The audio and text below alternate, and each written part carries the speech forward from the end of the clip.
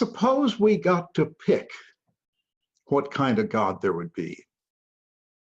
What kind of God would we choose? I mean, if God were made to order, like something on the internet, what kind of God would we buy? Well, these days we like convenience. So we probably want a convenient God. One who helps us find a parking place, gets us a better job. When we hurt ourselves, kisses it like mommy and makes it better. We'd want a wish fulfillment God. Sounds nice. But is that the kind of God we encounter in this world? Maybe the world we live in is an inconvenient world. The God who shares our journey in it is an inconvenient God. The God who throws us into a rough world and then makes demands on us, like the 10 Commandments, the Golden Rule. And how are we asked to respond to this God? With an inconvenient prayer. Thy will, not my will. Thy will be done. Suppose instead of starting with our fantasy vision of a perfect world, we start with the real world, and we ask in light of its rocky paths, what kind of God is present here? And what divine purpose could be served by throwing us into such a world?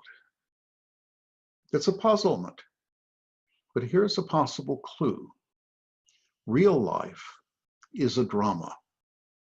It has ups and downs, loves and losses, triumphs and failures.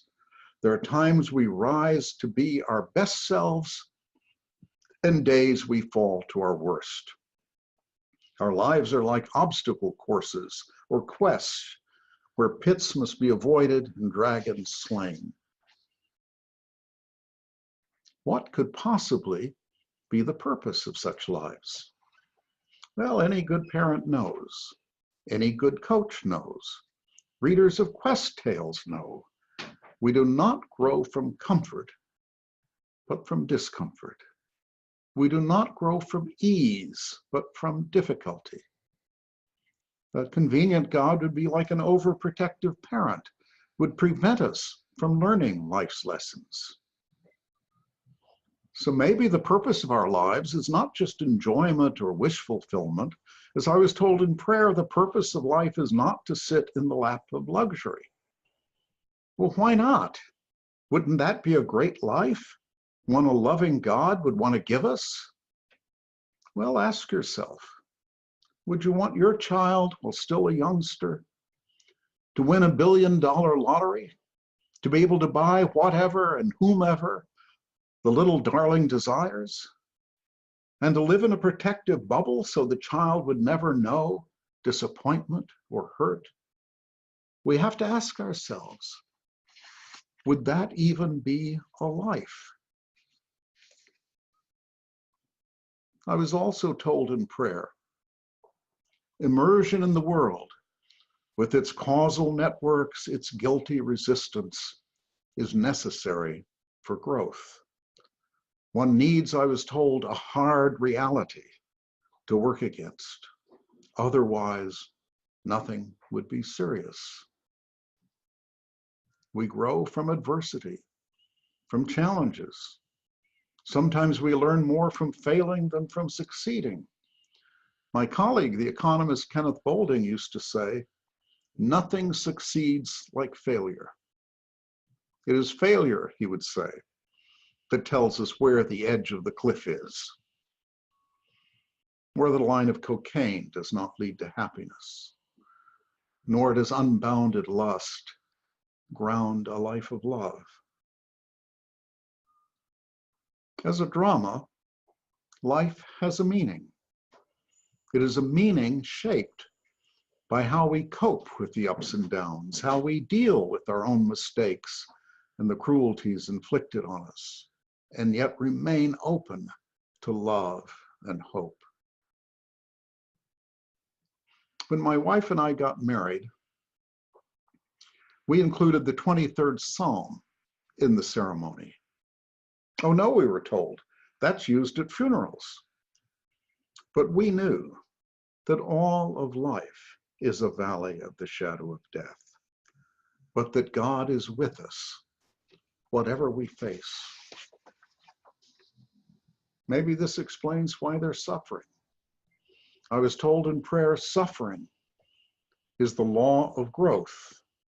We grow only through suffering. Even to love is to suffer.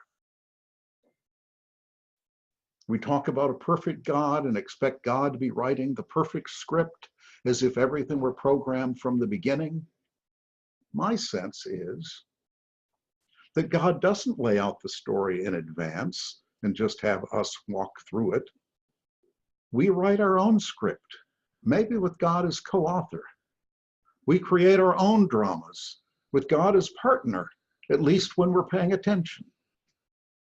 In prayer, I was told that the world is like an improv theater in which God is the director, but the actors are not listening.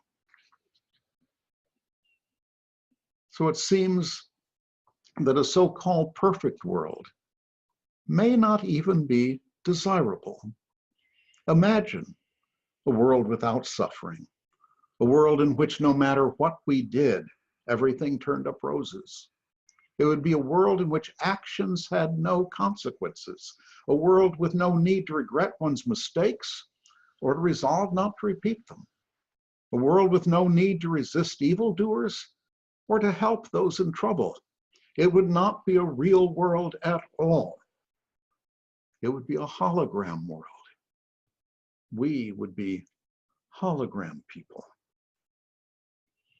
Real life is lived in an inconvenient world in partnership with an inconvenient God. It is a tough life in which God is not overprotective, but is still always on our side. When we're living right and enjoying life's bounty, God flourishes. When we're in pain or do wrong, God suffers. God suffers. Maybe the real world, inhabited by the flawed people we are, isn't convenient for God either. God is part of our drama, and we are part of God's. Inconvenient for each other. We're in this together.